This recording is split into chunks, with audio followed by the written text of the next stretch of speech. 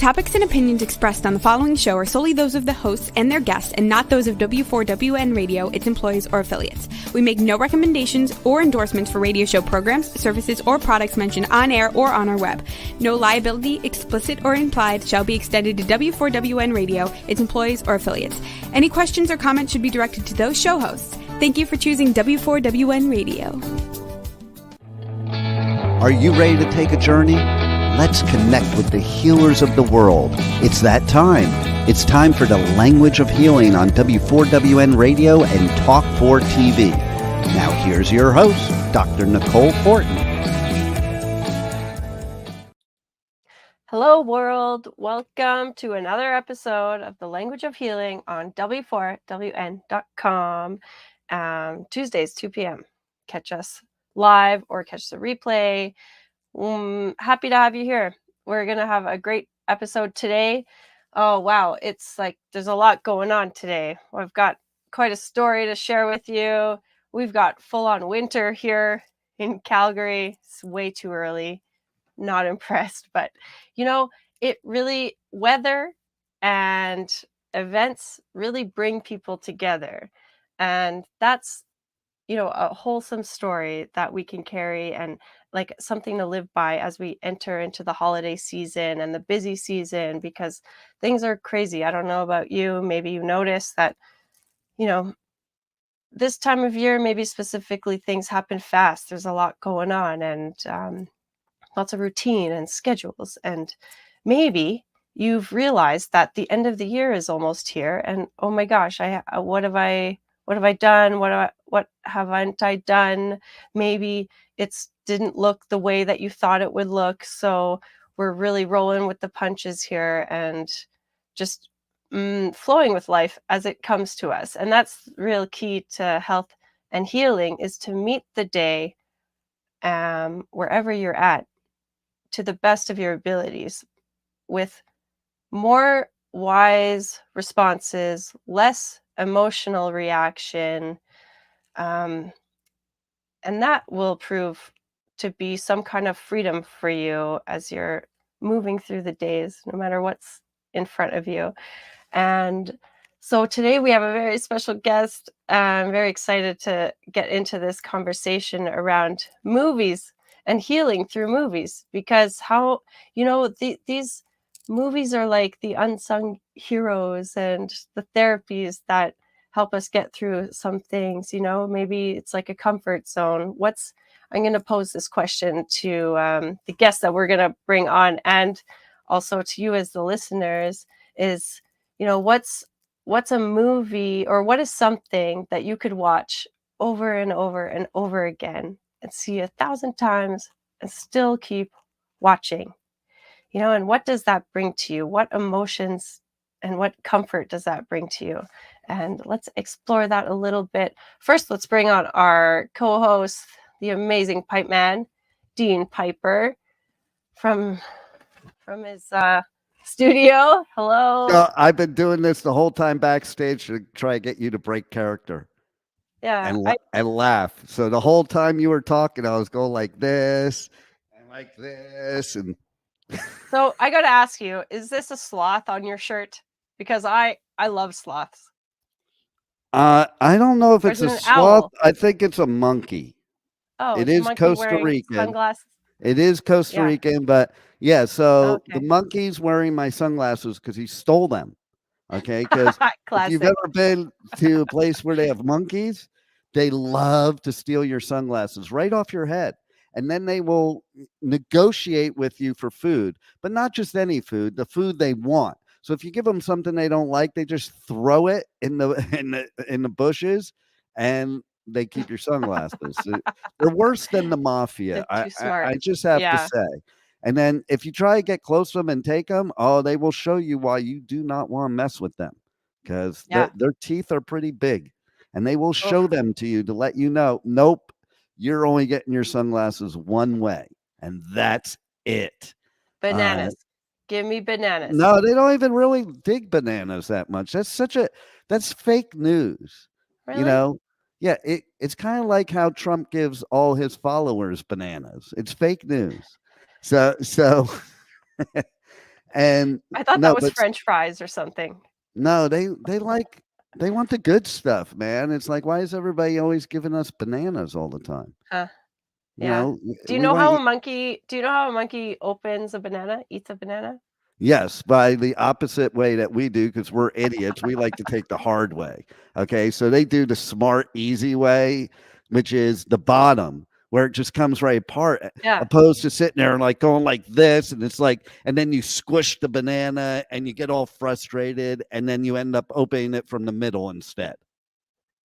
That's what, well, that's what Americans do. That's all I'm saying. Okay.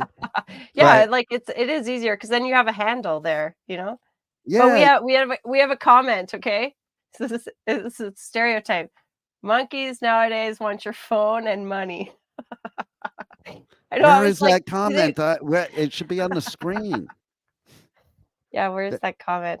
Yeah, well, that's listen. Studio access. Is it that monkeys? Is it that monkeys? Okay, is it that monkeys are that way, or did they learn it from the humans?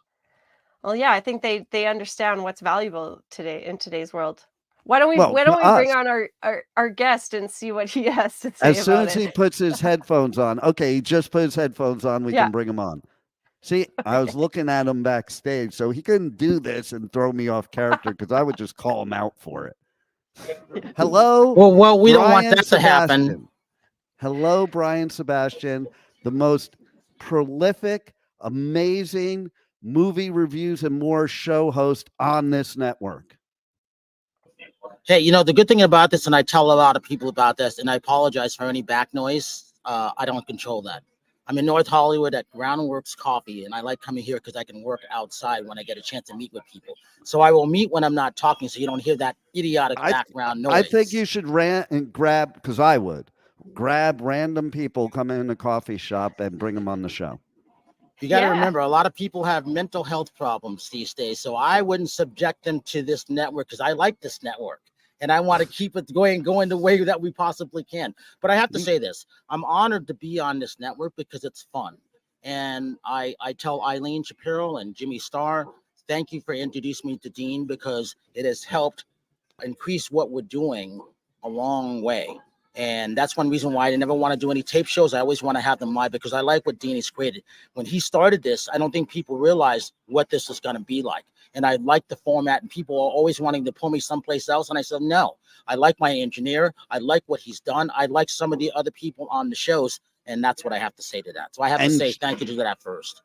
And Jimmy, okay, so is a rare anomaly that in this whole industry that he has had the same show, the same day, the same time slot on this network since almost the beginning. It's like almost the beginning. I mean, he's been on the network so long that he had blonde hair when he came on. That's funny. I like that. Yeah. And so, I mean, and the fact of the matter is that, I think you should just, you could grab people, not really grab them. I don't mean literally, but say, hey, what's your movie that heals you? And do that live on the show here. Well, I will. If I find someone interesting, I definitely will. There's a couple cops over there. I would definitely ask them because I would be curious myself. So they're hanging at the coffee shop. Do they have donuts there? Are there donuts there? No, they're bagels. So I was just in LA, okay? And I just got back on the red eye yesterday on the red eye. And this old donut shop that's in Agora that like us teenagers used to hang out in. We were talking about it because of the reason I was there and stuff. And me and my best bro used to go there all the time. And the cops would come in there and they would kick us out when we were teenagers. They literally say, you have to get out because this is our hangout. You can't hang here. It was word for word what they used to say to us. So, yeah. That's funny. Have you heard the joke? Have you heard the joke about the donuts and the cop? I don't know. What joke is it? Okay. So the joke is, so you get pulled over and the cop comes up to you and he says, oh, your eyes look glazed. Have you been smoking dope? And then it's like, well, officer, your eyes look glazed. Have you been eating donuts? But The first thing is, I don't want to get stopped. I'm half black, first of all. There is no going back for me. And Dean knows, maybe when all the stuff was going on, you don't want to get stopped by a cop. Listen, back in those days, one of my best friends, he was Lee Lacey's stepson, Michael Mitchell. He actually used to be an engineer on this station. You see him in a dark alley, okay, and you would run the other way, okay, because he was scary looking back then, okay, but we were all scary looking, but he was extra scary because he was super dark, okay, but he was like the nicest, coolest guy that I don't think he knew he was black, to be honest, because he grew up with this famous baseball player. He lived in this house in Calabasas that his schmucky stepfather used to go away to play. He played on the Pirates and the Orioles and leave him home alone. Can you imagine those high school parties we had? Okay. The Kardashians didn't even live in Calabasas yet. This was the shit. Okay. But I can tell you, I do want to express, because there needs to be some healing in this world, healing in this country, that still to this day, I can't believe happens, because we were at the Denny's that no longer exists in Agoura, but we were at the Denny's and we got harassed by the cops. And the cops let me and my other white friends go and did not let him go. And this is somebody that basically was not a dirtbag, was not somebody that was a gangbanger, was not a drug dealer. He was a good dude. And they took him out in the middle of the canyon there on Canaan Road, and they were trying to get him to hit them so they would be able to legally beat the piss out of him. And they said, it was funny because we said, I remember me specifically saying, no, we'll wait for him. They're telling us to get out of there. No, we'll wait for him. No, you won't. You'll go to jail. Leave now. So, of course, we left. But, yeah, that impacted my life from then on, because it's like you don't know what other people deal with and walk with every day in their life. And we had another scenario, me and the same dude, when I was going back to New Jersey, not that long later, and we were driving cross country, and we were in El Paso, Texas. And I say this because places I'm mentioning, it would still happen today, is the unfortunate part. And we're sitting at the... Absolutely. Yeah. At the phone booth. We're sitting at the phone booth because we didn't have cell phones then. I had to call somebody or whatever. And I was looking around, and I said to Michael, I'm like, we got to go.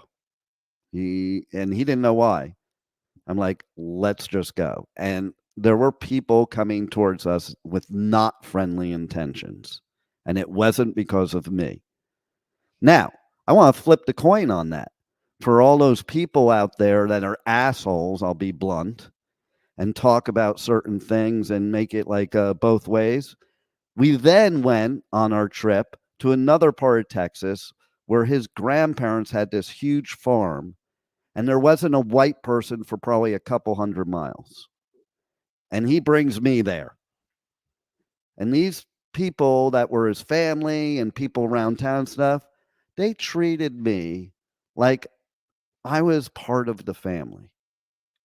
And so, like, people in the world, we need to stop and just all love each other and unite each other, and stop letting all these politicians divide us and make us different. People are different, not because of their skin color, just because they're different. So I feel for you, Brian, because yes, you can just approach people where you are right now, like I could, and say, hey, come be on my radio show. I could probably do it and you wouldn't get away with it. Well, the other thing about it is that, just being in Southern California, things have changed. It saddens me when I come back here. It's not the California that I've known 33 years ago. Yeah. I almost want to cry from that, because it's not. There's so many mental problems. More people have moved to your state. More people have moved to Texas, North Carolina, Atlanta, Georgia, Nashville, Tennessee, Nevada.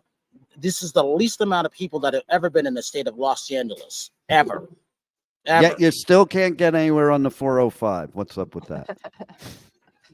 Less traffic. I can tell you, I was down in Wilshire, there was nothing.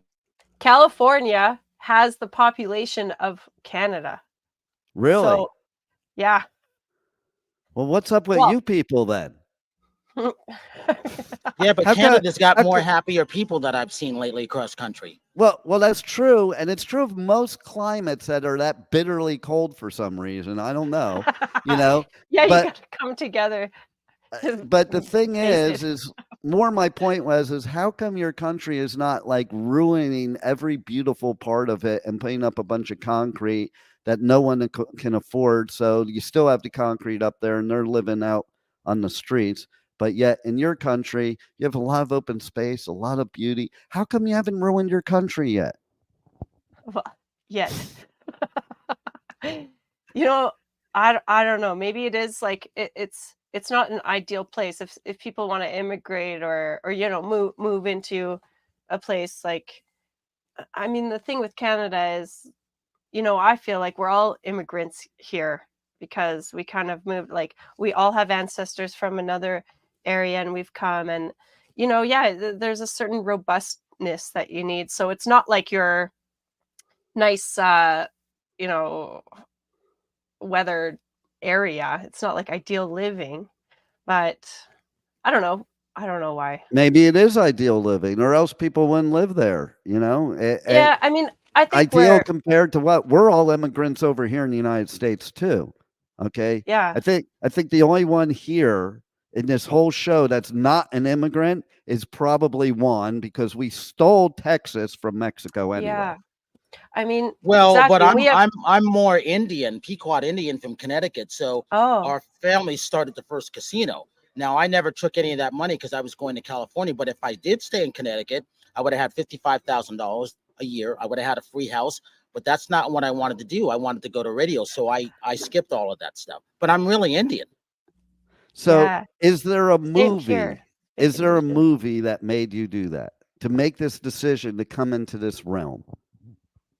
Good question. No, it wasn't a movie. I was in the Market 36, and coming from New York, and I was in Connecticut. I didn't want to be on the East Coast. I did everything. I saw it, went to every museum, every tourist thing. I didn't want to move to Florida. I knew they're going to have natural disasters. That I didn't want to go to New York. I knew they're going to have that. I wanted to go to California because I was a drum and bugle cornet. I still love the world of the drum and bugle corps and watching those kids in those marching bands and drum corps. And then I wanted to be in Northern California at Walnut, being up at close to Santa Clara Vanguard. When I moved to UCLA, the first thing I said, why does everybody got a BMW? Who's buying all these BMWs for kids? I could barely afford where I was. And then I ended up working at Power 106 with Jay Thomas, if you remember him. And then I ended up working at The Wave at the same time. So I said, I guess I'm stuck in Los Angeles. That wasn't my thing. And then I worked in the video stores on Tower Video. Remember Tower Video? Yeah, that's where I worked. Records, Tower Video. Yeah. That was the days where everybody would come in. So I started watching movies. That's what led to me doing everything. Thanks for giving me PTSD trauma, because I had a collapsed lung coming out of that Tower Records in Westwood and almost died. So thank you for reminding me of that, Brian.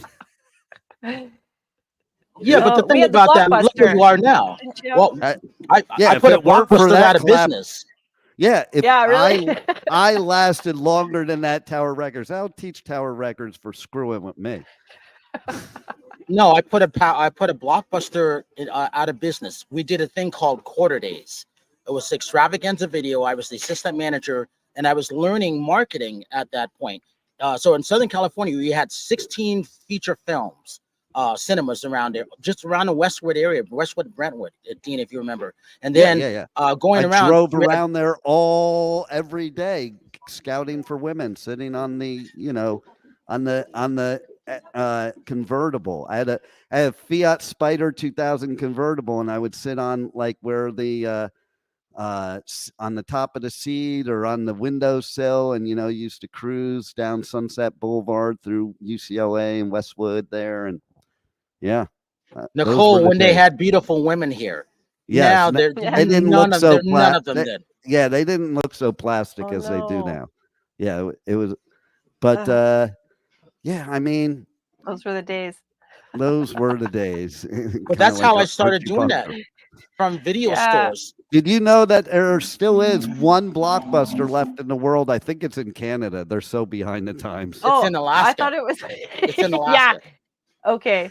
I thought like Oregon or something. Well, there's a movie about that. It's just, right? Well, it might as well. I think Sarah Palin thinks Canada and Alaska are the same thing. Because she can see it from her house. I remember. Right. I remember when Alaska was up for grabs, and it was like I think they polled Alaskans, like, which would you rather be part of, U.S. or Canada? Or maybe we didn't have the money. You guys were too slow. Buy them or something. And you didn't have Hollywood. So you lost. Yeah, we don't. Yeah, I mean, what do we got? Like the oil patch that they're like slowly disintegrating, or trees and natural. We got lots of natural resources. Okay, so Nicole, what movie is it for you that has been the most healing movie in your lifetime? That is something that changed your life.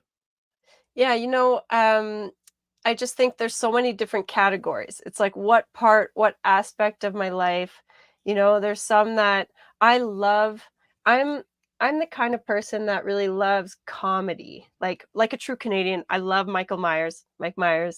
Hey, like almost anything. Wait a minute. There's a big difference between Mike Myers and Michael Myers. So it sounds to me like there's like a little maybe schizophrenia going on there. You meant Mike Myers, and the Michael Myers in you, so it made you say Michael Myers. Yeah. So is Michael Myers the Yeah. Okay. Yeah.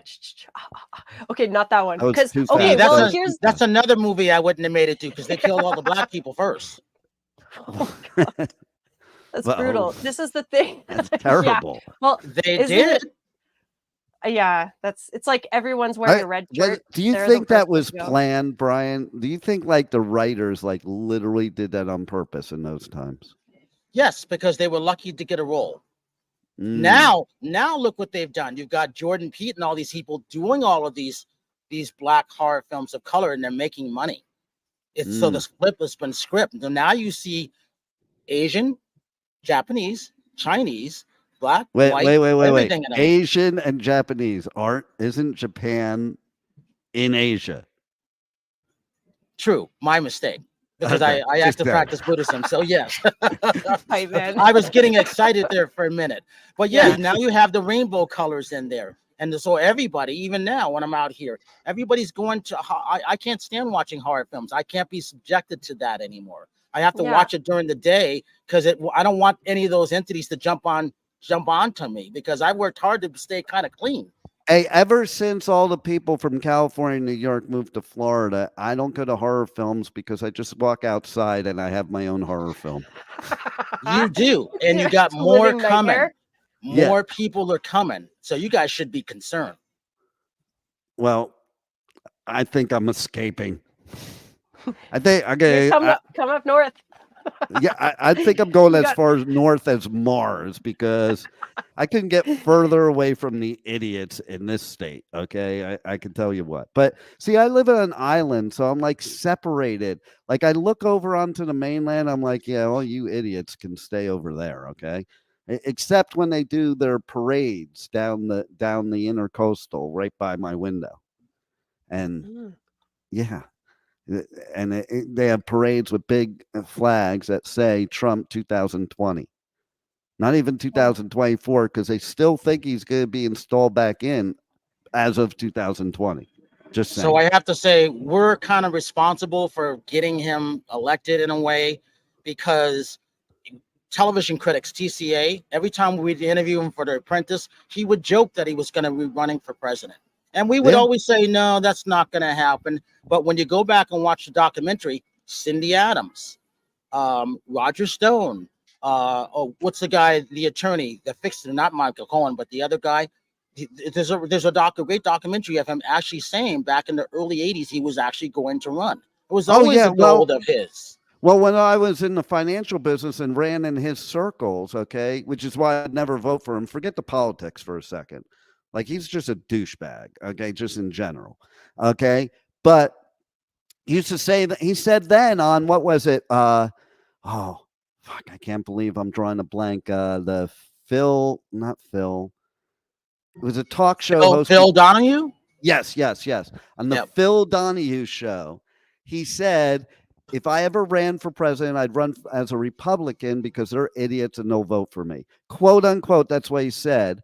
He's been a lifelong Democrat. He was a huge supporter of the Clintons. They were best friends. Their kids are best friends. It's all a sham, okay? Because he ran for president. Most of the people that vote for him don't know he ran for president in 2000, tried to be like Ross Perot and ran in the Reform Party, not successfully.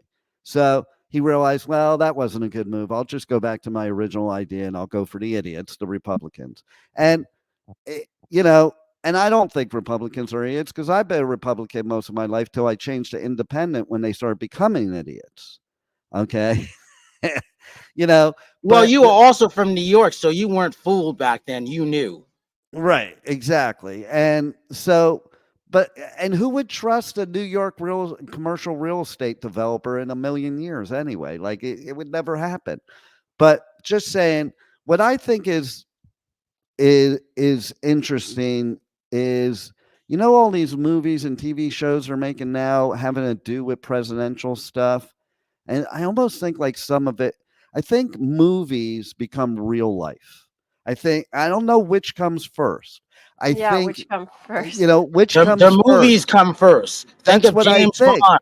Think of Star Trek. Gene Roddenberry, when all the stuff was channeled to him, look what we're doing now. A phaser is really a phone. Having Nicole Nichols in there is what we were doing. Flip phone. Okay, that was in Star Trek. Now it's obsolete. Yeah. Okay, and think about me up, Scotty. Yeah, and there's so many things. What we're doing right this second was like in Star Trek. I'm like Back to the Future. I'm like, man, that would be cool to have a video call. They used to have the video calls on Star Trek. I'm like, wouldn't that be cool if we could do that? Now that we have it, I'm like, yeah, I wish we didn't have it. Yeah, but who says we can't do it? Right. That's the real question. Because I had an AI thing scooter that I was riding on 5 years ago that Segway gave me, that talked to me, that followed me. I actually have the video of that still. I still have a little piece of it. That sounds like a horror movie to me, if you ask me. Well, some people were scared. Amityville. Some people were scared because it talked to you. Yeah. If a house tells you, get out, get out. So I got scared. The first time I got scared in Florida, we were having a hurricane. There was an evacuation order. I always wait to the last minute, because sometimes they evacuate you and then you don't have to go. So I wait till I absolutely have to go. I will never put first responders at risk. So as soon as my condo said, this is your last chance, evacuate the island. If you do not leave now, the island is closed. You won't be able to leave and nobody can come rescue you. At that point, you leave. So the Amityville horror. When I first moved to New Jersey, my ex-wife, Thing One, she was from Florida, okay? And we moved to New Jersey, and she wanted me to take her to the Amityville house, because people watch movies and they think it's like kind of cool and stuff. And I'm like, I'll tell you where it is. If you want to go there, have a good time. Any house I can tell you, get out. I'm not going there, okay? So again, the real life of it, which comes first? The Amityville horror house did come first before the movie, but in the part you're talking about and other things I've seen, like when it comes to technology, the movie definitely comes first. And I wonder sometimes, I'm like, so do people watch these movies and go, I have to figure a way to do that? So let's talk about healing. So how many people are becoming serial killers because they're watching all these true crime movies? Think about it. You know what I heard? Well, Brian, maybe you have something to share about that. Well, you talk, Nicole. My issue with that is there's too many of those things, like the Menendez brothers, that the series that's got 18 million viewers last week and watching. I don't need to watch it. I was here when that happened. I wasn't interested I watched in that. it. I watched it. I know it's good, but I don't want to watch it. But I know I'm going to watch it next week when I'm in Georgia. But here's a perfect example. Is there healing or not healing? Let's answer the question on that. I'm glad you brought that one up. And I want to know what you think up there in Canada. Because I'm thinking, so the reason this is happening with these new Menendez brothers series is because they have, for the first time in their incarceration, been put back together, and there is talk of them getting released. And do either one of you know what has caused this to happen? And it does have to do with what we're talking about. I blame a little bit on Kim Kardashian because that's her new baby now, getting people who wrongly accused supposedly going that way. But also there's the audience watching all of these things. I'm not interested in watching Dateline and all these things. I'm not interested in it, but I do like the documentaries. That would be my healing genre. What do you think, Nicole? Oh, well, why they're getting released. I mean, so much time has passed that sometimes people forget, or a new generation comes in, and we have a lot of, I mean, there are highly likely a lot of incarcerated people that probably shouldn't be there. I mean, for multiple reasons, right? Yeah. So I don't know. That's I'm not definitely the case. Yeah, like I wouldn't be an expert on that, but I think people like those kinds of stories because in a way it's like it solves a puzzle. There's like, I don't know, it brings in a way it brings some kind of peace to know that, oh, someone is like caught or done this, and I think, I don't know, I would love to think that the world would be like whole and healthy and respectful, and like that's a world that I would love to live in. Is it always the case? I don't know if people can be, and I think like jail is in some ways a school for criminals. Like it's not necessarily rehab. So to let someone free after years of that and like growing up with that, I don't know. I'm not the expert. Here's what's happened. Here's what's happened is there's all these people filming of the younger generations, filming TikToks of that the Menendez brothers were abused and they should have never been sentenced. These are people that have never been alive when it happened. They don't know what kind of brutal murder it was. They don't know anything about it. All they know is they live in a generation now where the whole movie industry, it's happening. We just had Diddy, and then there's now talk of J-Lo, and they just had something this morning on the news about Harvey Weinstein, and so gas cancer. Yep. And basically these new generations are feeling bad for some of the monsters of past because of the monsters those people had to deal with. Because these new generations, they think that basically people should be let off the hook if they were abused or what have you. And I think a lot of movies show that too. How many times do movies show, where even in the documentaries, it almost glorifies it. You watch these documentaries and it glorifies. Or like the Dahmer thing, or even like, for example, I remember, what is it? Maleficent. It was like, or Wicked, it's like you have these tales like Snow White or whatever. And it's like, you get to see the villain's side of the story. So I believe that everybody has a story, but we still have a choice whether and to harm someone else or really to endanger someone else, I think is like crossing a line. Because I don't know. I just think like proper rehabilitation and a lot of love. And like one thing that I know is that healing journey is not linear. It's not a uniform journey. It looks different for everybody. And, sometimes you have to go into the depths of hell to see some kind of light. And I hope that happens for these people, but it's hard when you've done that. You could do it. I don't know if that makes sense. So Brian, is there a movie for you that you think was a healing movie for you, and why? It's not that. What it was, the movie that kicked me off, if you remember this, The Mad World, with Milton Berle, Yep. Mickey Rooney, all of I that. worked for Milton Berle, by the way. Well, it was because of Milton. When I met him years ago, he brought me into the Friars Club, the Beverly Hills Friars Club. Him and Tommy Butch Bond, the original Butch from Little Rascals. Remember him? Yep. They didn't have any people. They needed memberships. I was the third minority to be brought in behind Fred Williamson from who played football and a real estate guy. And it became from that. And then when it comes to the healing part of stuff, Nicole, it's more like whenever I was going through something, I went to go to the movies because I might not have been able to afford something for 2 hours. I calmed my body down. I was able to see something that gave me inspiration. And then, I don't know which channel threw me when I'm at the movie theaters, but when I walk out, I came up with a system called the 4 E's. Any good movie, any good CD, any good book should be educational, entertaining, emotional, exciting. And if it's really bad, I just call it empty. And not to be negative, because there's a lot of people that will just say bad things about stuff. So I never wanted to go that way. And then so when it comes to that, you mentioned Lord of the Rings. I was there to do those interviews for that. So it was great to see that, because I'm not that actor. Never wanted to be. Never wanted to be that director. My job till then, going back to the late 80s to right now, is still to help promote shows, individuals, inventors, artists, small businesses, those movies that people aren't promoting, that aren't in the theaters, that need help getting distribution.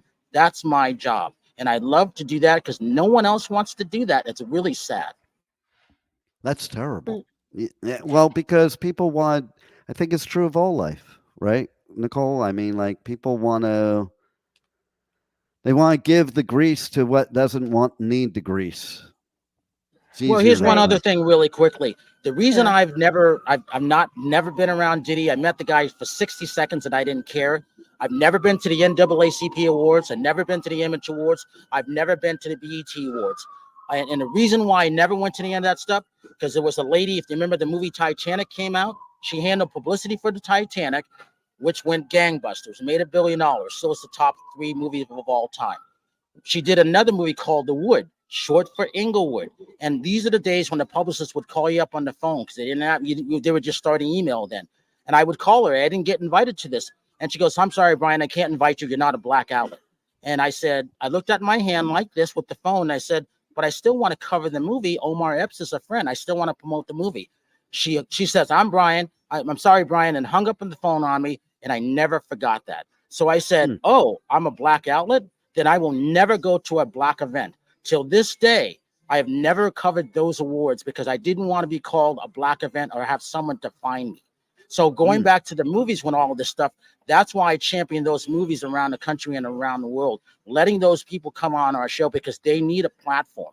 And I tell them the reason why Talk 4 Media, K4HD, Talk 4 TV is good because it's got an outlet that these other people do not have.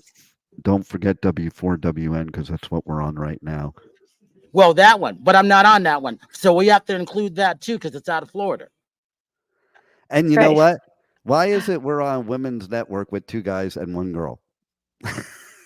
Well, here's the thing. I started on a women's network, Worldwide TV Network, which was called the Women's Broadcasting TV Channel with Shay Vaughn. She wanted me on it, and I turned her down 3 times because I didn't think I should have been on it. And that's why I went after women to help promote women, women in TV, women in film and television in Tennessee and Alabama and now Knoxville, because they weren't being promoted, Nicole. That's why I was glad when I saw the show that Dean had you on his show. I'm like, she's got something. She needs to be promoted. It's about healing. If it weren't for my Buddhist practice and all the stuff that I've gone through, I wouldn't be doing what I'm doing. I've never been married. I don't have any kids. My job is to help all those people who are suffering. And I know what it's like not to have these things when I was going through stuff. So now being able to have this outlet like this, my job is to help those people because I know what it's like, what they're going through. And when I see them cross country, they have mental health problems, and I'm going to visit them. I give what little money I have to them because they need it more than I do. See that, Nicole? You got something. Yeah. I don't know if you can be healed, but you got something. I got something. Is it the gift that keeps on giving? I don't know. I didn't say it. He said it. Well, the problem is we're supposed to be helping. We're supposed to be helping right. people. We're supposed to be helping small business. This is why Los Angeles is doing shit right now. I agree with you. Me. I agree with you. That's what I love about Europe sometimes is like, it's like the old days. You can go to the local butcher, you go to the local baker, that's getting squashed everywhere in this country nowadays. And I don't know about Canada if it's the same thing. No, it's the same thing. I was having this conversation earlier this morning. It's like, the idea of small business is getting progressively squashed. Like more tax, more rules, more, it's like cinch, any kind of freedom. I don't know. That's maybe a little emotional reactional about it because it should be though, because people opens need that. like the small business owners are giving their full heart and soul and spirit and vision and dedication to a practice to serve the people. Like that's a deeply, I think that you wouldn't get into small business if you didn't have this vision or this call to do that kind of stuff, and it takes a lot of work, and it's like it's a nonstop thing. And I don't know, Brian, I would just say like the way that you advocate for the I don't know, the lesser, not lesser, but the small guy. You root for the small, because I know what guy. it's like to be called. Yeah. I know what it's like to be called from black women. You're not really black. You talk too proper. In radio, you were supposed to learn how to talk. In voiceovers, you had to learn not to be yucky. So they go, why aren't you hitting at me? Well, I'm not going to hit on you like everybody else. I don't do what everybody else does. And then if you're going to define me, oh, are you gay? You're not hitting on me. Why are the stereotypes? Why are the stereotypes always the worst of any kind of group? The stereotypes are not based on most of the group or the best of the group. It's always based on the worst of a group, no matter what group that is. Why is that? Well, I can tell you why, because it happens to me almost every day. Brian, why aren't you married? First of all, I don't want to be married. I didn't want to be the black guy who has 2.3 kids and divorced 3 times. Why don't you have piercings and why don't you wear jewelry? I'm not a flashy guy. I'm a plain guy. My job is to help elevate everybody else. I didn't want to be famous. I'm not famous. My job is just to help and support. And then so when it comes to this, I saw all those celebrities, Dean, that being married, running up to Vegas and getting married in 48 hours. That's ridiculous. I thought marriage was supposed to be for the rest of your life. So if I can't be faithful to you, I'm not going to get married. Well, I didn't want to go through it once. I saw everybody going through it. I didn't want to be that guy. Well, and I have to say, knowing you a long time now, you do care about people, the small businesses, and you do dedicate everything you do to that. So even though your show is called Movie Reviews and More, it's so much more. And well, what happened from that though, when I started in video in October of 1993, I knew it had to be something that was going to be something later on. I didn't know what. So I called it Movie Reviews and More. I just knew the more was going to be more, but I didn't know what. That's in October of 1993. Look where we are now. We didn't know this was going to be here unless we were really into Star Trekkie fans. And I'm not a Star Trekkie fan and I'm not a Star Wars fan. I'm in the middle. So I'm looking at all these things. What could be? What if? I didn't know I was going to do celebrity interviews. I just wanted to be a radio guy. I had no idea I was going to do all of this stuff. That's why I know what it's like to be underwhelmed. If you're in the middle, does that mean like you're a Battlestar Galactica guy? Yeah, I'm a Battlestar Galactica. I hated that too. No, I was the guy that's like, where do I belong? I'm an in-betweener. I don't belong. It's so funny you say that. Because there's a Linkin Park song that I 100% relate to all the time. Somewhere I Belong. Because I love that song. Yeah, and it's so me because it's like I grew up in Jersey, I grew up in California, I'm in Florida, and there's like everywhere I've ever lived, there's things I love about where I lived and things I loved about the other places I lived. So there's always that constant feeling of somewhere I belong, because there's not one place that I belong. I wish there was one place on this earth that had all of the things. And that's what's interesting too. Okay. So take movies, what relates to somebody in the Northeast won't relate to somebody in LA, won't relate to somebody in Idaho necessarily. It might, but I think that's a hard job in the movie industry to be able to appeal to the masses with so many different cultures. Even within states, there's multiple cultures, Yeah, much like less countries. I'm thinking right now, like being in India. Okay, you know how they have like Bollywood. That's Yeah. like their We have main a Bollywood. Bollywood They show have, on the network, by the way. oh, I love it. But like Bollywood is just one region of India. Like you Right. travel somewhere else. Now you've got Tollywood. Now you've got Rollywood. Now you've got like, they're all different movies, like different I don't know, like a And different people theme forget or that Bollywood always made more movies than the United States. yeah. Their stars Always are did like, and still do. yeah, it's There you go. amazing. Yeah. For There's me, like I always the said, love the healing triangle. healing for me is going to the movies. The bad part Yeah. is it's hard to go see a movie to go get healed now because I don't want to go pay to see a horror film. Well, I don't want that's to go to the painful. Limleys Yeah. in North Hollywood and pay $18 for a movie. That was ridiculous. That's By why the Well, people time are you're sometimes it's doing done, like a it. little bit like it's more $100 artificial a than like person. real. Oh yeah, true. And like the By the time you're cost of done, it it's is like $100 a ridiculous. person. That's not Yeah. very healing. That's more No. stressful. But I was also going to say Yeah. is, okay, you take the movies of old, like we were talking about, compared to movies today. So movies of old were healing. Like for somebody like me who had a horrific childhood, I turned to movies and TV shows for my role models. Yeah, Who are going to what's be your my role movie? models today? Well, They're Oh, you mute, you know, you mute. unmuted. what a Taylor Swift or Beyonce? All those legends, all those legendary people have passed. Do you know the last 2 weeks we've lost 9 people? Yeah. If you include Sergio Mendes, John Almost from Good Times, remember him? Oh yeah, Beverly loved him. Frank Beverly, Frankie Beverly Mays or Frankie, whatever. All these I people. was There's no such a more Tom Petty. There's I no was more Michael Jackson. They're I know. irreplaceable. I Mhm. was such a Good Times fan that my father used to say to me, "Why do you always watch the black shows?" But Well, 'cause Because it's like it was the different only as a time to kid. educate people. well, Roots Yeah. is still the number one watched movie series of all time. Still, number Roots. Amazing. no doubt about it, 100%. And then to answer your question, Nicole, what's my movie? I would say my movie is Rocky.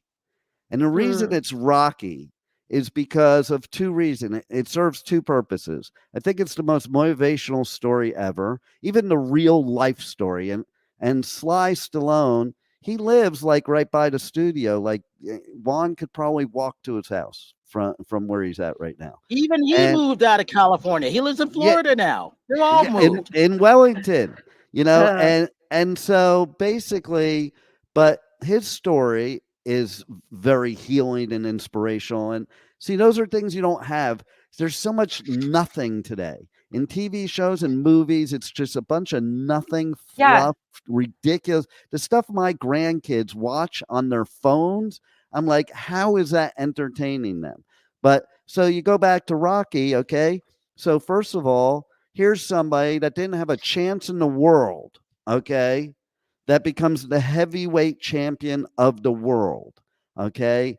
And that's an inspiration for young people or people for anything, okay? That's an inspiration for healing because listen, if you think that you're going to be poor and in a bad neighborhood and not have what you want, that's that's going to give you not make you feel good. So if you have the hope that there's something better, but we have all these shows now that show a shit show all the time, and so like now this is what you have to look forward to. And then the love story, another thing that's different today. The love story between Rocky and Adrian is one for the times, man. And it's something that we don't have now. People go into stuff like that, and it's like they don't think of having that person and the way you could interact with that person. That's so healing to somebody like me who's been divorced twice to know that there is true love out there. You just have to find it, you know. But there's too many people that like go through what I went through and they think true love doesn't exist. And yeah, so, I remember there's one movie that, sorry to cut you off there, but it kind of related, because on the flip side, I remember when my parents were divorcing, and a movie that really resonated with me was Mrs. Doubtfire, you know, because they had like split, and oh man, I remember bawling my eyes out in the theater to that movie because I was like, it's me, like, you know, like, but it was, you know, there was like a wholesome, you know, a positive inspiration for it, even if you're going through something challenging and difficult. And, you know, it's, and to bring some comedy, that's what I love about comedy, is like they have a real gift of bringing the darkness of life into something that's like light and spacious, because you can get really stuck there. And the true healing, like, I mean, laughter is medicine for me, hands down. Like, Brian, I'm with you. Is what would I succumb my body and my energy to a horror movie for, when I could be laughing or feeling like inspired? But that's just me. Like, I know that there's some people that love that, like, that's, you know, their life, and maybe it doesn't affect them the same way. So we're all constitutionally a little bit different. So that's what's interesting about what movies grab our attention, because that might say a lot about somebody. I have a very important question, Nicole. Mm-hmm. Can you ask Brian, don't tell him I told you to though, can you ask Brian how people can get more of the healing through movies by watching a show? Yes, Brian, please tell us how we can reach out to you, and where people can find you and get support from you, and all of the amazing things you share. At Movie Reviews and More on Instagram. My LinkedIn is little profile is there, where we do well on there.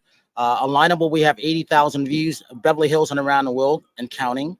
So I'm happy with all those things like that. But also on Tuesday nights, later tonight, 5 p.m. West Coast time, 8 p.m. Eastern, on Movie Reviews and More, we'll have Amberly Lago, one of the world's best speakers, on. She had 36 surgeries and almost lost her leg.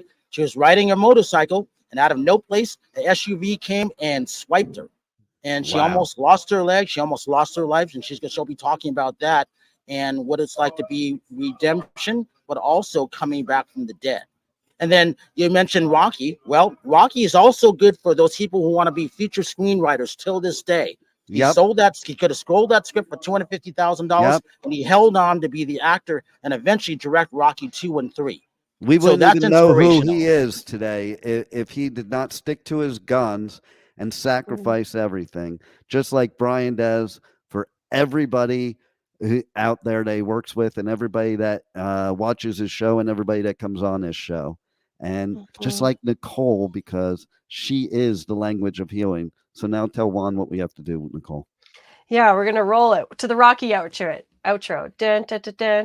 But before, tell them when they have to tune in. Tuesdays, 2 p.m. Eastern. See you next time. Yeah. Okay, roll it. Thank you. Wow, what a show today.